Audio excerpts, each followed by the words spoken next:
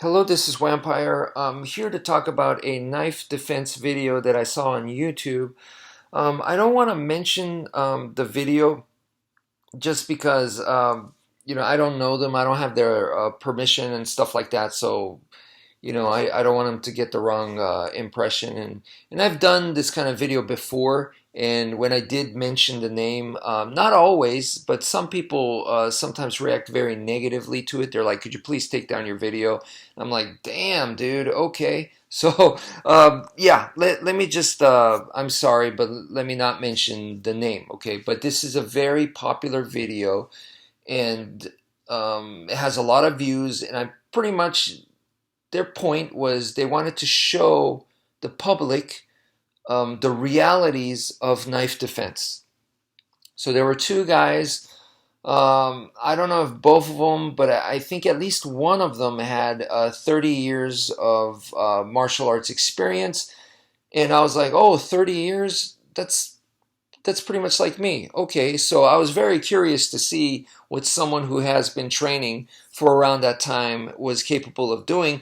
Oh, of course, this person is completely different from me, totally different background. I'm sure body type, age, all that was totally different. But I was still curious, and yeah. So that guy was the defense, but maybe the attacker also had 30 plus years of experience. I don't remember exactly. Could have been. And what they did was the attacker was, I believe, using a training knife, and they both had protective gear on, both of them, and they were like in an wide open space. And the attacker attacked with several patterns, several types of attacks. So maybe he just came in with a stab, but then in the next one he did multiple slashes, and then in the next one he charged and did multiple slashes, and then in the next one he charged and he stabbed. So there were different types of attacks like that. And overall, watching the video, here's some of just my 2 cents. Some of the things that I noticed. Number one was that the defender, to me, it was very clear that his skill set was in close range. Now, maybe in empty hand, he can fight very well in long range and medium range. I have no idea. Maybe he's an expert on the ground. Who knows, right? But as far as knife defense went, it was obvious to me that his skills, the ones that were, I don't want to say worth anything, but the ones that he was able to do well, was in close range. Okay. Now, in my situation, what I would have done was I would have immediately gone to long range. Why? Because long range is the safest, period. It is the safest range. But this guy, he didn't even attempt it. He just maybe took a few steps back and ended up in medium range, close range. So it could have been that before filming, they made this preset rule, hey, let's not do long range. It could have been. I have no idea. In the video, that wasn't stated, or I didn't notice it, so it felt a little weird in that sense. But long range looked excluded. So let me just say that. If it were me, I would try to do long range. Okay. The next thing is when the attacker attacked him, the guy pretty much didn't have anything in medium range, and like I said, zero in long range, and he just got his arms cut up. So it came down to, was his defense successful or was it a fail, right? And what they did was, as long as the guy was able to kind of neutralize the knife wielder, the attacker, at the end, as long as he was able to do that, even if he got cut, they counted that as a success. And I have to disagree with that. If you're getting your arms cut up, then to me, even, that's a fail. If you get your arms cut up, even if you throw the guy after that, the reason why you're able to throw the guy is because you're wearing armor. you're wearing protective gear, and the knife is not a real knife. It's a training knife. So I thought that was a little bit weird personally, but hey, it's their rules, it's their video, right? And it doesn't mean that the video is bad in any way. It still shows us there's many things that you can learn from it. And yeah, the fact that the guy was getting his arms cut up in medium range, that kind of told me, A, that medium range is dangerous as heck. That's what I've been telling you guys. Medium range is, dude, just have someone do the heaven six to your face. Give him a knife, and then just have him, don't let the guy make contact with you. I mean, because you'll get cut up, obviously.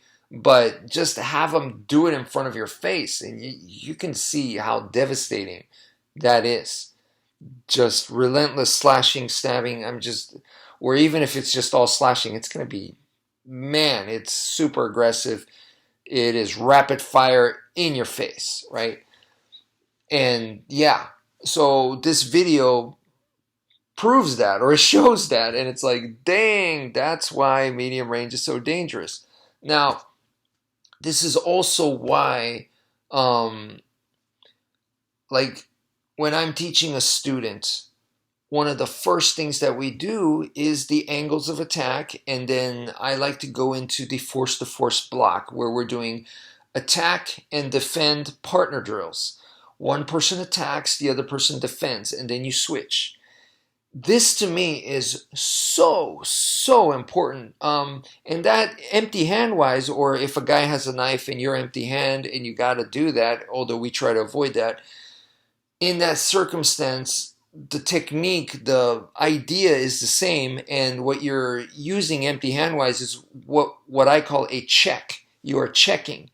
Boxers, kickboxers may call it a parry, but I just kind of bundle it together, and I just call it a check. Okay. This check, if you don't have this ability, then I think what's going to happen is what you saw in that video where the guy just got his arms cut up.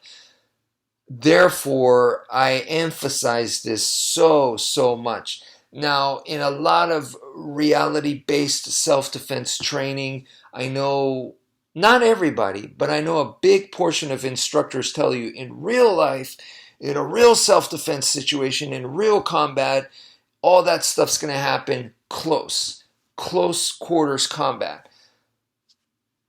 Therefore, they kind of ignore long range and maybe even how to properly defend and get into medium range.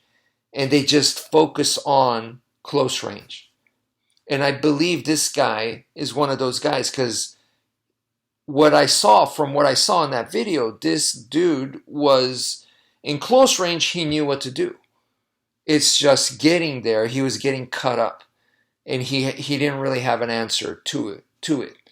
Like I said, kickboxing wise, he might be excellent, right? He might be an awesome Taekwondo guy, can fight in long range. I have no idea. But in the knife world, in the knife defense, I didn't see anything really from the guy. And that's why with my students, I am totally adamant about teaching the force-to-force block, and let's get those checks down 100%. And then from there, from the checks, now when you have the chance, we go to the double hand grab onto their wrist. Their arm that has a knife, we want to grab it with both of our hands and secure it. And then from there, you got it with both hands, you can pass it easily and do the wrap. You wrap up their arm, and then from there, I like wrenching. What I saw with this guy, which I'm pretty sure he doesn't do wrenching because he didn't, but he did wrap. The only problem was, how do you get to the wrap? Well, he was getting his arms cut up and then he wrapped. The way he's doing it, honestly, is he's just going for the wrap no matter what. And it was like, there was no checking, there was no double hand securing, none of that. It was pretty much like a gamble. If he gets the wrap, then great. If he doesn't get the wrap, he gets cut up. And then from there, he didn't wrench. He threw in a knee, which, against a bigger, stronger, meaner opponent may not have any effect. In fact, he just might make them more angry. But then he used the takedown. So it's a little bit like a wrench, but he was doing it for the takedown. And if he got the takedown, then they treated it as, okay, you won. You successfully defended against the knife. And that to me was a little strange, because you could take down a person, doesn't mean anything. He could roll around on the ground and cut up your Achilles tendon. He could stab you in the foot. He could cut you in the shins. I mean, uh, just because you take someone down doesn't necessarily mean anything. Like, now you got to worry about low line attacks. So I didn't really like that they did that, but hey, it's their video, it's their rules. They felt like they needed to end it somewhere, and that's where they chose to do it. I wouldn't have done it that way. I believe in disarms. Now, some people don't believe in disarms, and maybe these guys don't think that disarms are possible.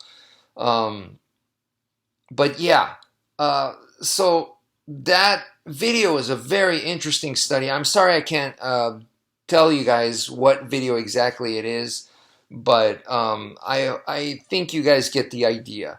And yeah, so for those of you people that train Filipino martial arts, man, dude, the in the long range, okay, don't count out long range. Don't just be like, oh, well, in real life you're going to be, real fight takes place in close quarters. Don't ignore the long range, and from long range getting into medium range, and then from medium range, like, we don't want to be there, but how do you go from medium range to close range safely? That safe passage through medium range is just as important as doing your stuff in close range. And yeah, just like also going from medium range back out to long range. MMA fighters know this. They know that once you clinch and then breaking off of the clinch, it can be just as dangerous. And some fighters will exploit that too. They'll actually throw strikes as they're leaving the clinch. These are all, to me, very, very important lessons. Just make sure that you incorporate that in your training. And that's it for now. Thank you for viewing, and take care, folks.